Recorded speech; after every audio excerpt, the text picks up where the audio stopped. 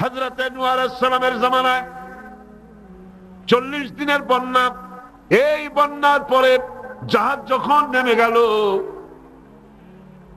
তখন তিনি মনে মনে ভাবলেন, আমি তো জোড়ায় জোড়ায় করে সমস্ত প্রাণীগুলি আর মানুষগুলি, কিছু কিছু মানুষ যারা ঈমান এনেছিল তাদের জাহাজে উঠাইছে, কিন্তু একটি বুড়ি আমার উপরে ঈমান এনেছিল আর আমি তার ওয়াদা করেছিলাম সাথে করে নিয়ে যাব, আমি তো তার কথা ভুলে গিয়েছি। অনুশোচনা এলো। জাহাজ থেকে নেমে চতুর্দিকে লক্ষ্য করলেন, মানুষ নাই, জনপদ নাই, সব শেষ হয়ে গেছে। পাহাড় পর্বত কাত হয়ে পড়েছে, বিল্ডিং গুলি শেষ হয়ে গিয়েছে, কোন জনপদে কোনো প্রাণী নাই, প্রাণী বলতে কিছুই নাই। হঠাৎ দূরে দেখলেন একটা কুড়ে ঘরের মতো দেখা যায়। ভাবলেন, এত বড় বন্যার ভিতরে কুড়ে ঘর কেমনে থাকলো? আস্তে করে হেঁটে গেলেন কুড়ে ঘরের কাছে। ভেতরে মানুষ আছে বলে মনে হলো। বাইরের থেকে প্রশ্ন করলেন, ভিতরে কে? জবাব এলো, আমি এই ঘরের মালিক, আমি এক বুড়ি বিধবা এক মহিলা, আপনি কে? তিনি বললেন, আমি হচ্ছি এই জামানার পয়গম্বর হযরত নূহ আলাইহিস সালাম। বুড়ি বলছেন, আমারও ধারণা তাই। আপনি আমাকে ওয়াদা করেছিলেন বন্যা হলে পরে, বন্যার আভাস যখন আপনি পাবেন, আমাকে আপনি সাথে করে জাহাজে উঠায় নিয়ে দিবেন। আমার মনে হয় বন্যা কবে হবে সেই খবর দেওয়ার জন্য আপনি এসেছেন। হযরত নূহ আলাইহিস সালাম সিজদায় পড়ে কাঁদতে লাগলেন, বললেন, রব্বুল আলামিন, তোমার কুদরত বোঝার ক্ষমতা আমার নাই। 40 দিন পর্যন্ত পানির ভিতরে মানুষ কেমনে জীবিত রইল? আল্লাহ পাক শোনালেন, নূহরে, বিপদ যখন এলো, তুমি তোমার উম্মতকে ভুলে যেতে পেরেছো, ভুলে গিয়েছো, কিন্তু আমি রব্বুল আলামিন রহমানুর রহিম, আমি আমার বান্দিরে ভুলি নাই। পানির স্রষ্টা আল্লাহ, পানির ভিতরে তিনি বাঁচাতে পারেন, আবার তিনি আগুনের ভিতরে বাঁচাতে পারেন, সব কিছু করতে পারেন। সমস্ত ক্ষমতা আল্লাহ পাকের। সমস্ত ক্ষমতা কার? আরো জোরে বলেন, কার? আল্লাহ পাক বলেন, এভাবে করে আমি আকাশ সৃষ্টি করেছি, জমিন সৃষ্টি করেছি, বৃষ্টি দিয়েছি আর চন্দ্র সূর্য তৈরি করেছি, তারপরে আমি তোমাদেরকে নিয়ামত দিয়ে ভরে দিয়েছি।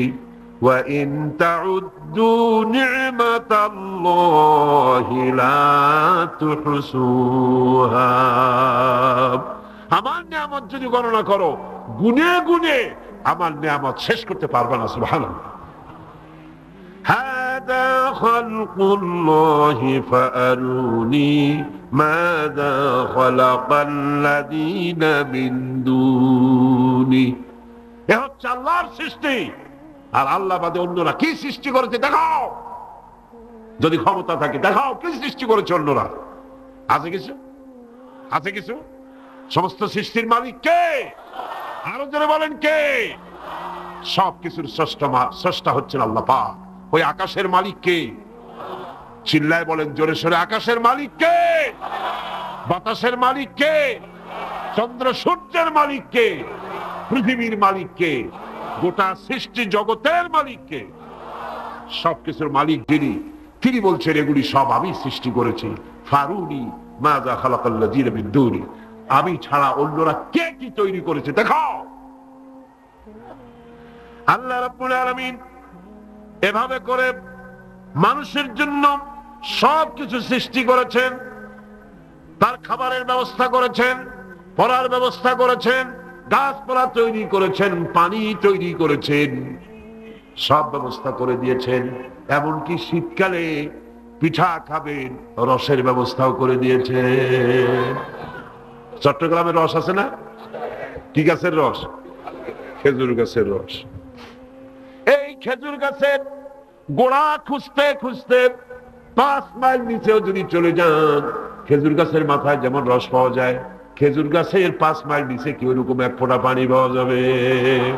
খেজুর গাছের ভিতরেও কি তেমন পাওয়া যাবে? ঠিক জায়গা মতো কাটলে যেমন রস পাওয়া যাবে, অন্য জায়গায় পাওয়া যাবে না। আবার খেজুর গাছের পাশে একটা নিম গাছ আছে, কিয়ামত পর্যন্ত নিম গাছ গিয়া চষেন, মিষ্টি লাগবে। কি লাগবে? আল্লাহ রাব্বুল আলামিন, আপনি পিঠা খাবেন, খেজুর গাছ দিয়ে রস তৈরি করে দিলেন, পায়েস খাবেন, চাউল তৈরি করে দিলেন, গম দিয়ে দিলেন, গোশ খাবেন, কিমা খাবেন, কি খাবেন, সমস্ত কিছু রব্বুল আলামিন তৈরি করে মানুষের সামনে দিয়ে দিলেন। আর বললেন খাও, পান করো, খাও, আর আমার শুকর আদায় করো। মাঝে মধ্যে পড়ো আলহামদুলিল্লাহি রাব্বিল আলামিন। এই যে ঠান্ডায় গোটা পৃথিবী, এখনো ঠান্ডা শুরু হয়নি।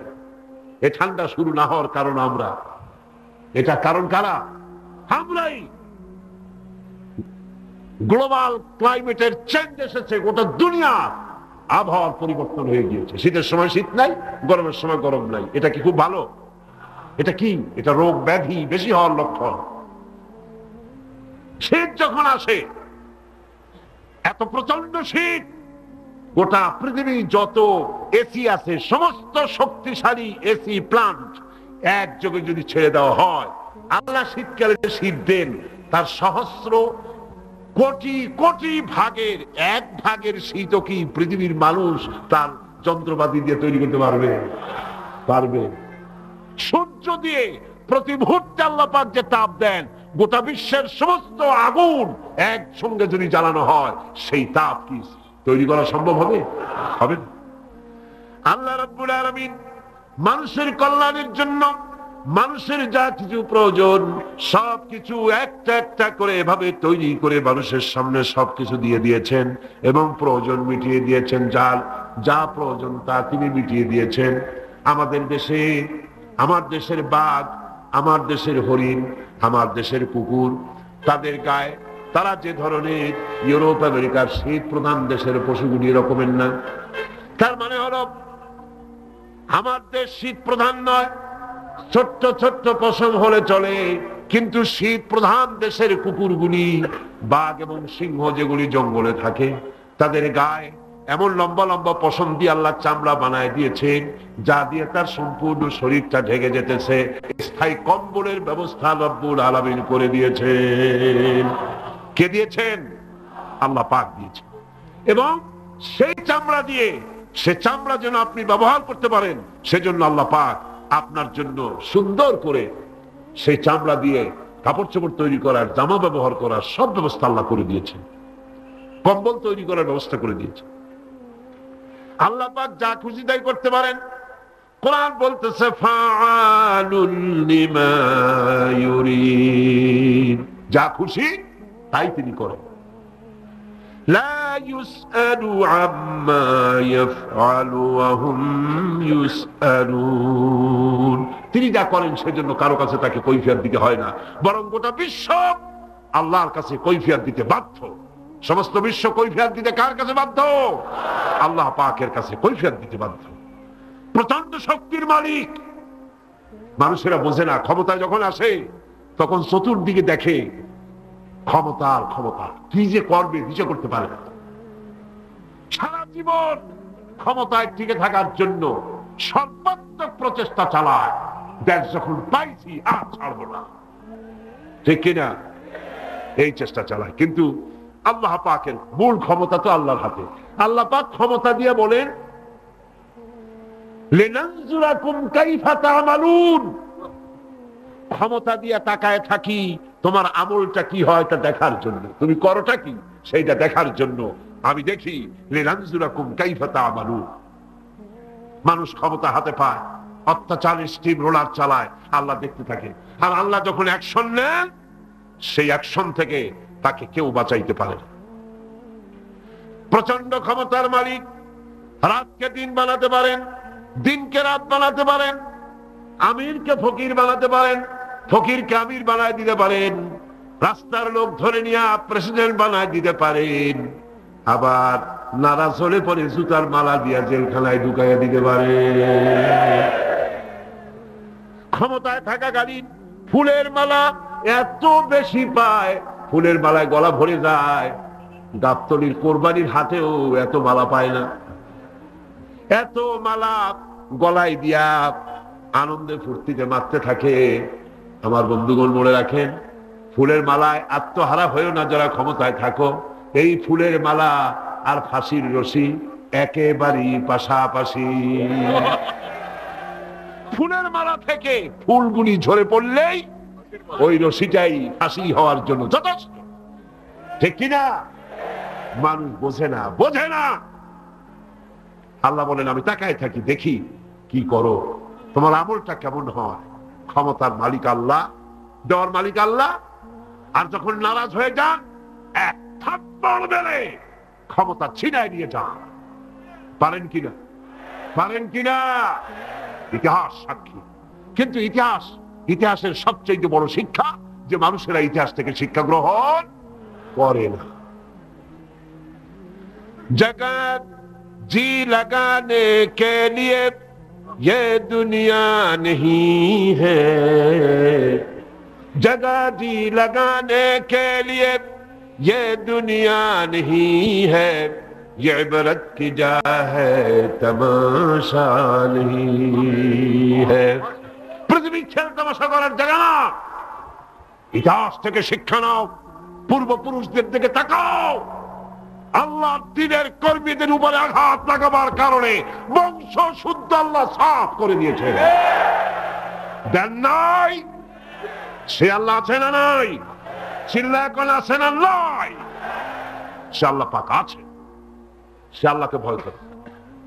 ইত্তাকিল্লাহ, সে আল্লাহকে ভয় করে। আল্লাহ পাক ইচ্ছে করলে ক্ষমতা দিতে পারে, ইচ্ছে করলে ক্ষমতা ছিনায়ও নিতে। সে আল্লাহ রাব্বুল আলামিন ক্ষমতা দেওয়ার মালিক, ক্ষমতা ছিনায় নেওয়ার মালিক, হায়াতের মালিক, মওতের মালিক। সবাই বলুন হায়াতের মালিক কে? মওতের মালিক কে? খাবারের মালিক কে? হাসাবার মালিক কে? কাঁদাবার মালিক কে? সব কিছুর মালিক কে? আল্লাহ রাব্বুল আলামিন। ইন্নাল্লাহা আলা কুল্লি শাইইন কাদির। সবকিছুই উপরে তিনি ক্ষমতাবান, যা খুশি তাই তিনি করেন। এ হচ্ছে আল্লাহর সৃষ্টি। সবকিছুই আল্লাহ সৃষ্টি করেছেন। বরং কাফের বেঈমান যারা অস্বীকার করে আল্লাহ রাব্বুল আলামিন, সেই মানুষেরাই বুঝতে পারে না।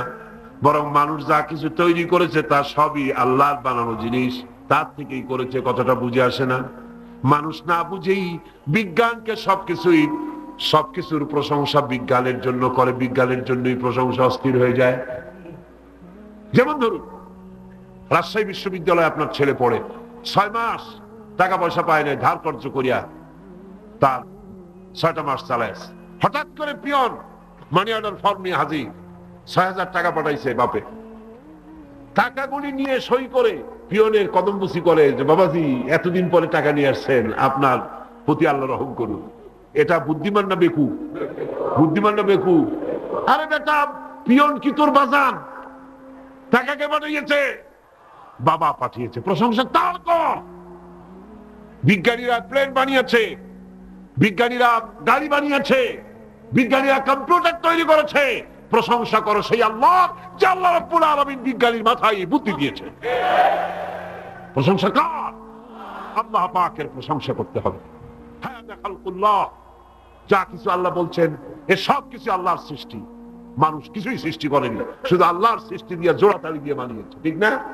আল্লাহর বানানো জিনিস দিয়ে জোড়া তালি দেওয়া হয়েছে।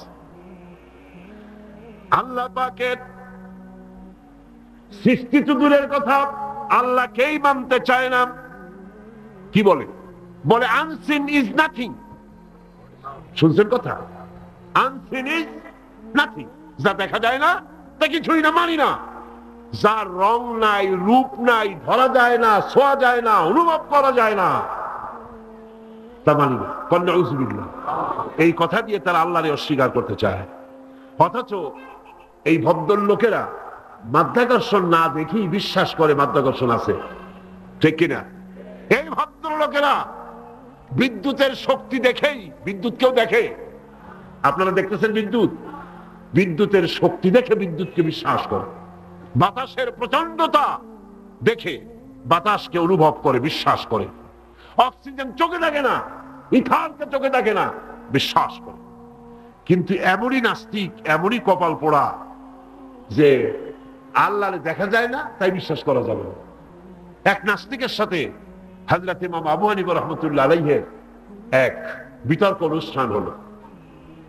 সেই বিতর্ক অনুষ্ঠানে ইমাম আবু হানিফা রাহমাতুল্লাহ আলাইহি পৌঁছতে বেশ দেরি করলেন। নাস্তিক তখন উপস্থিত জনতাকে বলছে, দেখো তোমাদের ইমাম, তোমাদের ইসলামী চিন্তাবিদ যুক্তিতে দুর্বল, সেই জন্য আসতেছে না। বেশ কিছুক্ষণ দেরি করে তিনি উপস্থিত হলেন। নাস্তিক বলল, আগে আপনি বলেন, আপনি ওয়াদা ভঙ্গ করলেন কেন, সময় মতো আসতে পারলেন না কেন? তিনি জবাবে বললেন, দেখো আমি অনেক দূর থেকে এসেছি, এসে দেখি সামনে নদী, এখন পার হবো কেমনে? কোন নৌকার ব্যবস্থা নাই। হঠাৎ দেখলাম কি এক আশ্চর্য কথা, একটা চারা গজায় উঠলো, ফট করে বিরাট গাছ হয়ে গেল। কই থেকে একটা কুড়াল আসলো, রাস্তার কাজে ভাড়ায় গেল। তারপরে এলো করাত, বানাইলো তক্তা, এরপরে আসলো লোহা, পড়লো হাতুড়ি, হয়ে গেল নৌকা। বাহ কি মজা! এরপর নৌকা নামলো নদীতে, আমি উঠে বসলাম, এই পাড়ি দিয়ে আসলাম, তাই যা একটু দেরি হলো। নাস্তিক কয় যে কি সর্বনাশ, এই লোকের সাথে আমি তর্ক করবার মাথা তুই স্ক্রু শটটা ঠিকা। আরে আন্দাজে আন্দাজে একটা গাছ হয়ে গেল ফট করিয়া, তারপরে কুড়াল আসলো, তক্তা হইলো, বিনা মিস্ত্রিতে নৌকা হইলো, এটা কেমনে সম্ভব? ইমাম সাহেব বলেন, আমার বিতর্ক শেষ। বিনা মিস্ত্রিতে যদি, তোমার যুক্তি মতে বিনা মিস্ত্রিতে যদি একটা নৌকা না হতে পারে, এই বিশ্ব তৈরি হলো কি করে বিনা মিস্ত্রিতে? ওই বিশাল আকাশ হলো কিভাবে? এই বিরাট চন্দ্র সূর্য হলো কিভাবে? কি করে তোমার ওই বডি তৈরি হলো? নাস্তিক চেয়ার থেকে নেমে ইমামের কাদমের উপরে পড়ে গেল, বলে আল্লাহু আকবার, আমি অন্যায় করেছি, আল্লাহ আমাকে মাফ করে দাও। নাস্তিক ঘোষণা করে দিল, লা ইলাহা ইল্লাল্লাহু মুহাম্মাদুর রাসূলুল্লাহ। জোরে সরে বলেন, লা ইলাহা ইল্লাল্লাহু মুহাম্মাদুর রাসূলুল্লাহ, লা ইলাহা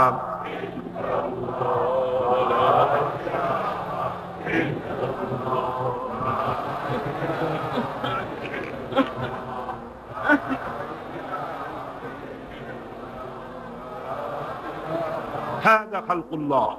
এখন আল্লাহর সৃষ্টি। কার সৃষ্টি? বলেন সবাই খুশি হয়ে, কার সৃষ্টি? ফারুনি মাযা খালাকাল্লাযীনা মিন দুনি। আল্লাহ ছাড়া কে কি বানাইছে দেখো। সব কে বানিয়েছে? খুশি হইয়া বুক ফুলাইয়া জোরে কোন কে বানিয়েছে? ওই আল্লাহ রাব্বুল আলামিন বলেন, দুনিয়ার সব দিক থেকে চোখ ফিরাইয়া এবার নিজের দিকে তাকাও। ওয়াফি আনফুসিকুম ওয়াফি আনফুসিকুম আফালা তুবসিরুন। এমনকি তোমাদের নিজেদের মধ্যেও আমার নিদর্শন আছে। তারা কি তা অনুধাবন করে না? তোমার মধ্যেও আমার নিদর্শন আছে। কার মধ্যে? আমাদের মধ্যে। কোন কার মধ্যে? আমাদের মধ্যে আল্লাহর নিদর্শন আছে। মানুষ যদি তার নিজের দেহের প্রতি লক্ষ্য করে, তাহলে সে মহান আল্লাহ পাকের অসংখ্য কুদরত দেখতে পাবে। যেমন একটি শিশু যখন জন্ম হয়, তখন তার হাড়ের পরিমাণ হয় 305টি। 305টি। পরে এগুলি একটা দুটো মিশে গিয়ে পরিমাণ দাঁড়ায় 206টি হাড়। 560টি পেশি দিয়ে এই হাড়গুলিকে বেঁধে রাখা হয় এবং মোট গিরার পরিমাণ দাঁড়ায় 100 গিরা। আপনি কি জানেন আপনার আঙ্গুলের মাথা থেকে বাহু পর্যন্ত কয়টা গিরা আছে? গণবেন কখন? কিলাকিলি করেই তো কুল পান না। দেখেন না গিরা কতগুলা। আঙ্গুলের এই আঙ্গুলের মধ্যেই কতগুলা গিরা। এখানে গিরা, সেখানে গিরা, এখানে গিরা, এখানে গিরা, এখানে গিরা, বাহুতে গিরা। গিরা যদি একটাও না হতো, হাতটা হাত হইতো না। হাত কি হইতো? লাঠি। লাঠি হইতো। ভাত খাওয়া যাইতো না। ভাত খাইতে গেলে মাখানো লাগে কিনা? মাখানো লাগে না? মাখাইবেন কি দিয়ে? হাতগুলা, আঙ্গুলে গিরা নাই, সব কাঁটা চামচ। আর কেলুতে গিরা নাই, হাত ক্লোজ হবে না, নিজের মুখে আসবে না। দুই হাতের মাথায় একজন বসবে, একজন আর একজনের খাওয়াবে। তাও আবার খাওয়াই দিকে মুখের মধ্যে না গিয়ে নাকের সিধার মধ্যে গিয়ে হাসতেছেন। সুবহানাল্লাহ। ওয়াফি আনফুসিকুম আফালা তুবসিরুন। তোমার ভেতরে আমার নিদর্শন আছে, অনুধাবন করো। মানব শরীর এক আশ্চর্য মেশিন, সুবহানাল্লাহ, আশ্চর্য মেশিন। লক্ষ কোটি সেল এবং নার্ভ সেল দিয়ে জটিল মেশিন পত্রের সমন্বয় এই দেহ তৈরি করা হয়েছে। এবং এই শরীরের ভিতরে দুটো মূল্যবান জিনিস আছে। তার একটি হচ্ছে কন্ট্রোল রুম, যাকে বলা হয় ব্রেইন, যেটা কি ব্রেইন। আরেকটি হচ্ছে জেনারেটর, সেই জেনারেটর